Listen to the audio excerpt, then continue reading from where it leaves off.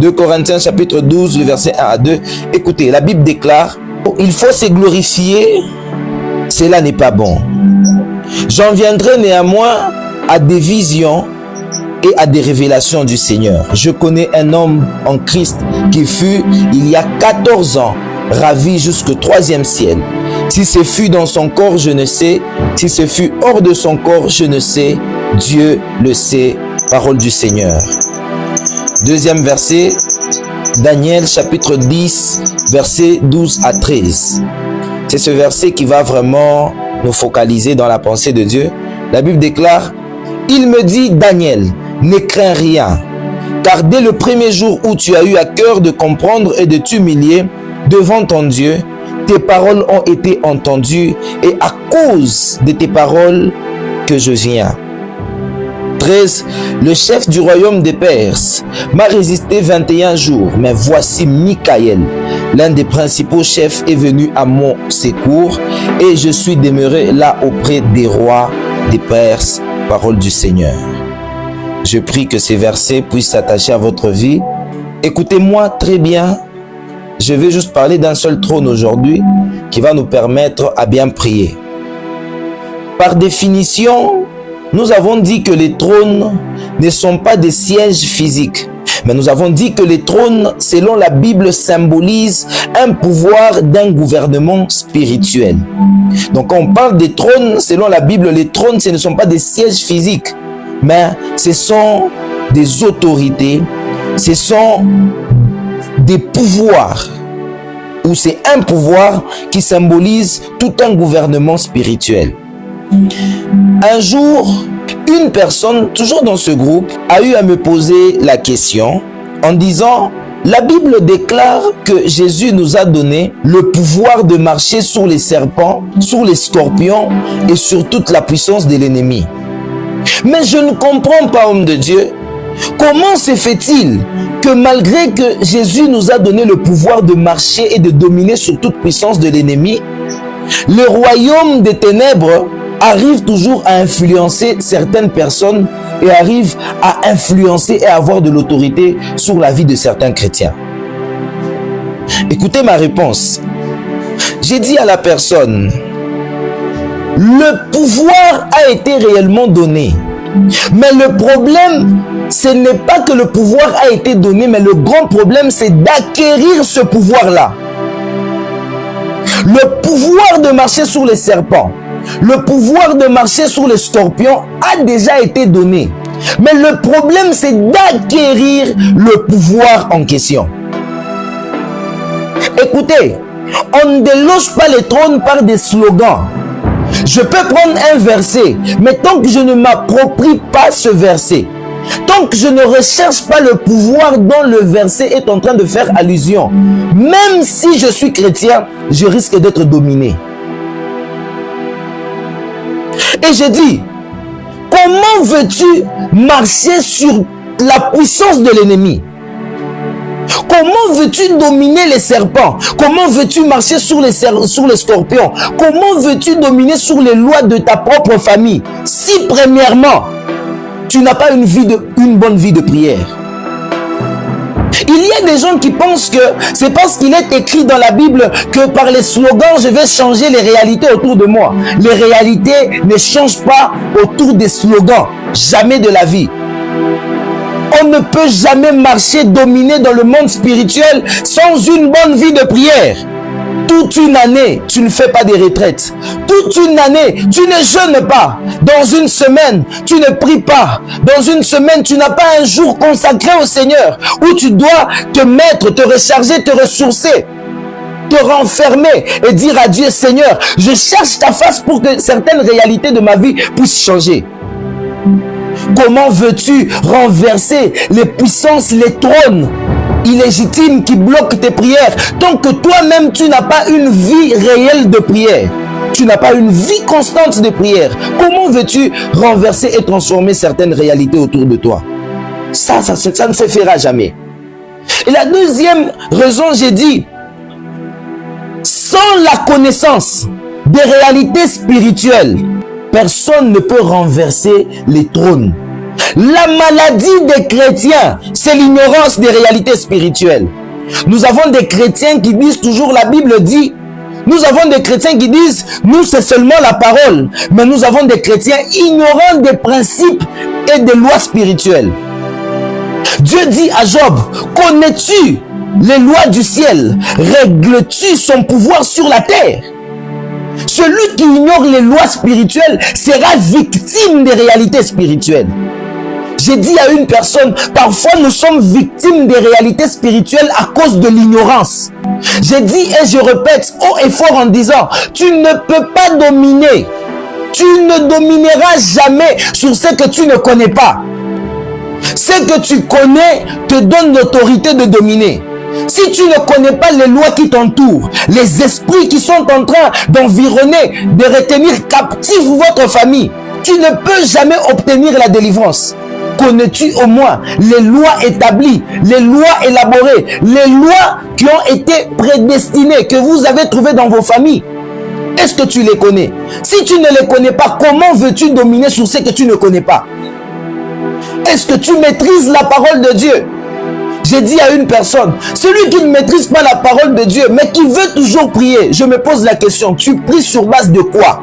Celui qui n'examine pas les réalités de sa famille, tu pries pourquoi? Comprendre et avoir la connaissance des réalités spirituelles qui t'entourent, c'est une bonne chose. Est-ce que vous savez que certaines personnes, votre réalité spirituelle, c'est que le nom de votre famille est un nom qui a déjà été dominé. Le nom de votre famille est un nom qui a déjà été retenu captif. Dieu dit à Abraham, je rendrai ton nom grand. Mais est-ce que tu sais qu'il y a des trônes qui ont déjà empêché l'influence du nom de ta famille? Tu pries beaucoup. Tu ne vois pas la main du Seigneur parce qu'on a joué sur le nom de votre famille. On a pris le nom de votre famille, on a récité des incantations. On a dit que tout celui qui portera ce nom, tout celui qui portera ce sang, ne peut jamais s'en sortir dans la vie. Tu pries beaucoup, mais parce que tu ignores les réalités spirituelles de ta famille, tu seras toujours victime. Donne-moi un amen, très bien. Ah, regardez comment est-ce que plusieurs personnes manquent de donner un amen très bien ce soir. La troisième des choses, tu ne peux pas dominer sur les puissances sans une vie de discipline. C'est toi qui veux renverser des trônes, mais c'est toi qui as une vie de péché alimentée. C'est toi qui veux renverser des trônes, mais c'est toi qui es paresseux face aux choses de Dieu. Face à l'œuvre de Dieu, face à la vie de prière, tu es paresseux. Tu ne peux pas renverser des réalités spirituelles tout en étant négligent. Il y a des gens ce soir, ta délivrance d'abord c'est quitter la négligence que tu possèdes. Tu es négligent, mais c'est toi dans la prière qui dit je vais renverser. Non. Il y a des attitudes que nous devons arrêter, abandonner pour obtenir la puissance de Dieu. Et par-dessus tout, c'est le point que j'ai eu à développer le lundi, je dis, par-dessus tout, tu as un cœur mauvais, un cœur qui renferme les gens, un cœur qui n'aime pas. Comment veux-tu avec un cœur en lambeaux? Comment veux-tu avec un cœur haineux? Comment veux-tu avec un cœur qui n'arrive pas à apprécier les autres, t'en sortir et renverser certaines réalités? Ce qui veut dire, le plus grand combat, c'est d'abord changer d'abord ta condition interne. Si toi-même, au fond de toi, tu es méchant, comment veux-tu que Dieu fasse des bonnes choses dans ta vie? Alléluia. Le pouvoir nous a déjà été donné. Mais le problème, c'est d'acquérir ce pouvoir-là. Ainsi, en parlant de l'ignorance des réalités spirituelles, j'aimerais vous dire clairement ce soir, enlevez cette théorie de la tête en disant que Satan n'est pas puissant. Chrétiens, enlevez la théorie de dire que Satan n'est pas puissant. Écoutez, Satan a vécu des siècles et des siècles avant toi. Tu n'as que 40 ans, tu n'as que 30 ans, tu n'as que 20 ans d'existence, mais c'est toi qui crois que Satan n'est pas plus fort. C'est toi qui crois que Satan n'est pas puissant. L'une des erreurs, c'est de sous-estimer son ennemi. Même Jésus, il veillait dans des prières matin, midi et soir. Il veillait dans l'atmosphère de la présence de Dieu parce qu'il savait que Satan n'était pas n'importe qui. Ton problème, tu sous-estimes les lois de la famille. Tu sous-estimes les lois de la famille. Et tu penses t'en sortir. Jamais de la vie. Jamais de la vie. 2 Thessaloniciens chapitre 2, le verset 9. Je veux vous prouver que Satan est puissant. 2 Thessaloniciens chapitre 2, le verset 9. La Bible déclare: l'apparition de cet impie se fera par la puissance de Satan, avec toutes sortes de miracles, des signes et des prodiges mensongers. On dit quoi? L'apparition de cet impie se fera par quoi? Par la puissance de Satan. Oh, j'aimerais te dire, toi qui prends Satan pour un petit joueur, toi qui prends Satan pour un esprit qui n'est pas capable de te faire du mal, tire attention. La Bible dit, le diable rôde autour des enfants de Dieu comme un lion rougissant, cherchant qui dévorer. Satan n'est pas notre ami. Satan, il faut les résister. Satan, il faut les chasser. Mais ce qui te permet de résister et de chasser Satan, c'est ton attitude dans la présence de Dieu. Même en ligne, si tu manifestes la soif ce soir, oh, j'ai envie de dire à une personne, tu vivras le changement dans le nom précieux du Seigneur Jésus.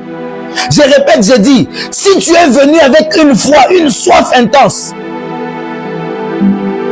tu changeras de réalité. Je le sens dans mon cœur et je dois le dire. Pour certaines personnes ici, vous allez parvenir à dominer, à changer de réalité, pas seulement lorsqu'on va prophétiser sur vous, mais lorsque vous allez réaliser une chose, que j'ai une capacité, je dois prendre ma vie au sérieux, je dois réveiller ma conscience pour changer des réalités autour de moi. Ce n'est pas la prophétie qui change, ce n'est pas la prophétie qui délivre. C'est lorsqu'on arrive à comprendre les réalités et qu'on arrive à comprendre que notre ennemi Satan a des stratégies. Il est très malin, il est très sage, il est très dangereux. Chrétien, n'ignore pas et ne sous-estime pas la puissance de ton ennemi. Satan est un ennemi qui est vaincu, mais c'est un général qui est capable de te détruire dans une minute. Demande à Job. Job servait Dieu. Job craignait Dieu. Job était intègre devant Dieu. Mais il n'a pas fallu 2 jours au diable pour détruire Job. Job a été détruit dans une seule journée. Il a perdu tout ce qu'il avait. Oh, j'ai dit à une personne, toi qui te glorifies à cause des peu de moyens que tu as, souviens-toi que Job avait beaucoup de moyens, mais malgré ses moyens, le diable l'a ruiné un seul jour. Il a perdu même ses enfants, il a perdu sa richesse, il a perdu ses serviteurs. Si tu ignores les lois de ta famille, si tu ignores la puissance du diable, je te jure que tu es la prochaine victime. Je te jure que tu seras la prochaine personne sur la liste qui va pleurer.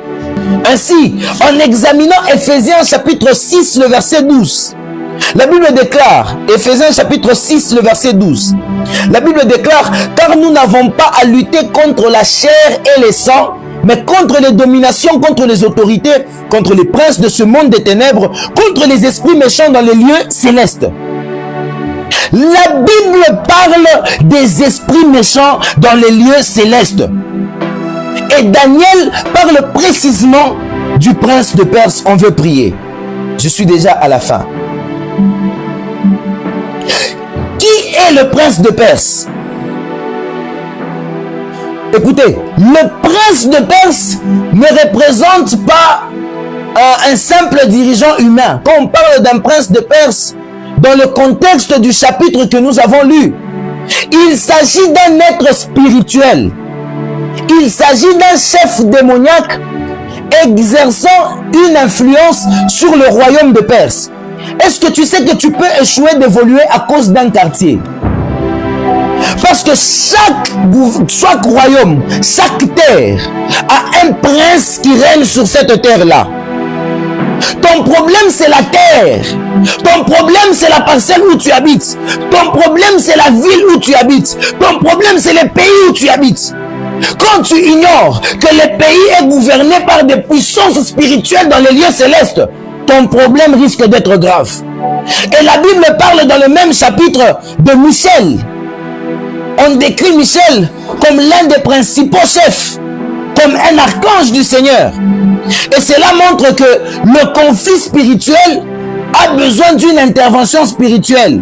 J'ai dit à une maman, j'ai dit à un papa, j'ai dit à une soeur, à un frère, tu ne vas pas terminer ton problème avec la machette.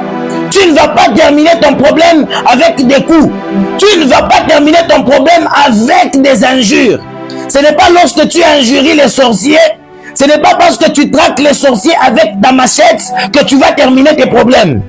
Mais tu as besoin d'une intervention spirituelle pour terminer ton problème. Je lève ma main droite. Je relâche une intervention angélique sur ta vie dans le nom puissant du Seigneur Jésus.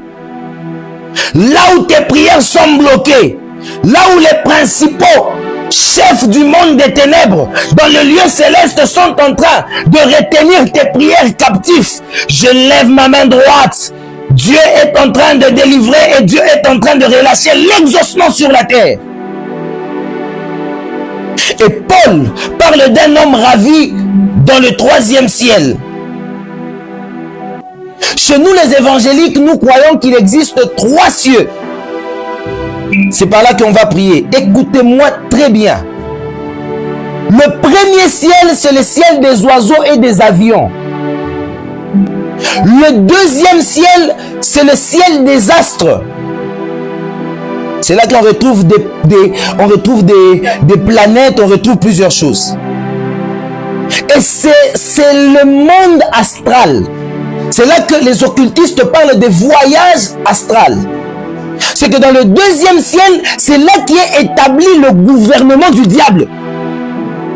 Ne joue pas avec le monde astral. Le monde astral est capable de maîtriser les étoiles des gens vivant sur la terre. Le 3e ciel, c'est le septentrion. C'est quoi le septentrion? Le septentrion, c'est un espace où se trouve le trône de Dieu. Je vous donne un verset pour appuyer ce que je dis. Ésaïe chapitre 14, verset 13. On veut prier.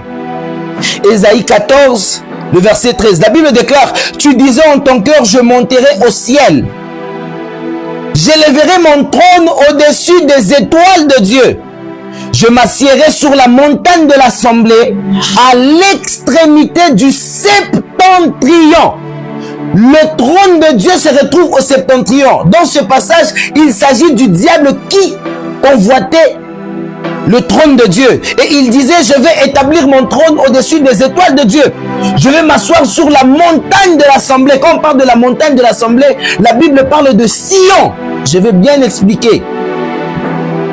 À l'extrémité du septentrion. Posez-vous la question. Lorsque Jésus était en train de parler aux disciples et il était en train de monter, il était en train de connaître l'ascension, Jésus partait où? Est-ce que vous savez qu'il existe des correspondances physiques des portes des cieux sur la terre? Demandez à Jacob. Il a posé sa tête sur une pierre. Il a vu une échelle où les anges montaient et descendre. Et il a dit, certainement, ce lieu est la maison de Dieu. Il existe des lieux où la fréquence avec les ciels est directe. Il existe des portes. Posez-vous la question. Élie, lorsqu'il devait être enlevé auprès du Seigneur, pourquoi il est passé par plusieurs villes? Il a traversé les Jourdains. Un char de feu l'a emporté et il est monté au ciel. Il allait où? Il allait au septentrion. Il allait au septentrion. Alors, comment nos prières sont bloquées et on prie? C'est comme ça que nous devons comprendre ce mécanisme et on prie. Dans 2 minutes, j'explique. Écoutez une chose. Quand un homme met à cœur de prier, qu'est-ce qui se passe? Quand un homme met à cœur la pensée de prier, c'est qu'il se connecte au trône de grâce. Et je vous ai dit l'autre fois que on ne peut pas se connecter au trône de grâce tout en ayant un mauvais cœur. Ce qui veut dire que l'homme doit se sanctifier, se préparer, changer son attitude. Et sa prière va se connecter au trône de grâce. Après que la prière soit connectée au trône de grâce, qu'est-ce qui se passe? C'est que Dieu écoute la prière et il envoie la réponse avec un ange. C'est ce que la Bible déclare. Il y a des gens qui disent, oh, je ne crois pas au ministère des anges et autres. Le ministère des anges est biblique. Parce que Dieu nous exauce nos prières par les anges. Je vous répète, je répète encore. Dieu exauce nos prières par les anges. Et je vous explique. C'est comme ça que Jacob, lorsqu'il dormait, il a vu une échelle. Il a dit quoi? Je voyais des anges monter et descendre. Pourquoi il y avait un mouvement de montée et de descente? C'est que les anges recueillent les prières sur la terre, ils montent avec au ciel, et le ciel relâche la bénédiction, et les anges redescendent encore avec les réponses sur la terre. C'est comme ça que la Bible déclare, je fais de mes serviteurs des flammes de feu, mais je fais de mes anges des vents, de rouacs. Certaines versions disent, je fais de mes anges des messagers. Les anges sont des messagers de Dieu. Et lorsque l'ange est relâché au septentrion, il doit redescendre sur la terre avec les prières. Qu'est-ce qui se passe? Lorsque l'ange commence à descendre sur la terre, il doit quitter le septentrion, mais il doit passer par le deuxième ciel où se trouve le gouvernement, le royaume satanique. Est-ce que ça passe jusque-là? Est-ce que ça passe jusque-là? Et lorsque l'ange sera en train de redescendre vers le deuxième ciel pour atteindre le troisième ciel et arriver sur la terre, si la prière n'a pas été faite avec insistance, avec persévérance et beaucoup de sacrifices, l'autorité spirituelle peut bloquer l'ange messager dans le deuxième ciel. C'est comme ça que vous avez des prophéties qui n'arrivent pas. On t'a prophétisé, mais la prophétie a été bloquée. L'accomplissement de ta prophétie est bloqué dans le deuxième ciel. On t'a dit que ta vie va changer, mais on a déjà bloqué ta vie dans le deuxième ciel. Je lève ma main droite et je dis à une personne, ce soir nous allons monter aux cieux. Nous allons aller dans le deuxième ciel, récupérer nos promesses, récupérer nos mariages, récupérer notre travail, récupérer notre indépendance, récupérer nos finances dans le nom de Jésus. Pourquoi j'aimerais dire, il est dangereux de commencer une vie de prière et de commencer à te décourager. Le découragement bloque l'accomplissement des prières. L'exemple de Daniel, on veut prier. Daniel a eu à cœur, la Bible déclare, parce que tu as compris et tu t'es humilié, tu as eu à cœur de prier. Moi, Dieu, j'étais exaucé. Mais l'ange fut retenu 21 jours dans le deuxième ciel. C'est que Dieu nous exauce lorsque nous prions. L'accomplissement dépend de notre persévérance dans la présence de Dieu. Je répète encore, Dieu nous exauce lorsque nous comprenons, lorsque nous avons l'intention de prier. Mais le problème c'est quoi? C'est ton attitude sur la terre. Prie le matin, prie à midi, prie le soir. Si ça ne marche pas lundi, prie le mardi. Si ça ne marche pas mardi, prie le mercredi. Si ça ne marche pas le mercredi, prie le jeudi. Tôt ou tard, tu verras la réponse. Tu verras la réponse à tes prières. Daniel a été exaucé, mais il a fallu 21 jours pour comprendre que dans le ciel, il y a des volontés sataniques, il y a des esprits méchants dans le lieu céleste. Et ce soir, nous allons nous attaquer aux esprits qui bloquent nos prières dans le deuxième ciel. Le trône que nous allons renverser, c'est le trône établi sur nous dans le deuxième ciel. Il y a des esprits qui bloquent ton mariage, il y a des esprits qui bloquent ton travail. Il y a des esprits qui bloquent ton épanouissement. Si tu ne comprends pas que tu dois prier avec détermination ce soir, ça sera compliqué pour ta vie. Que Dieu bénisse sa parole. Que Dieu bénisse sa parole. Il y a beaucoup de choses à dire, mais j'aimerais qu'on prie. Lebra Kupalia. C'est ça les réalités de la vie spirituelle.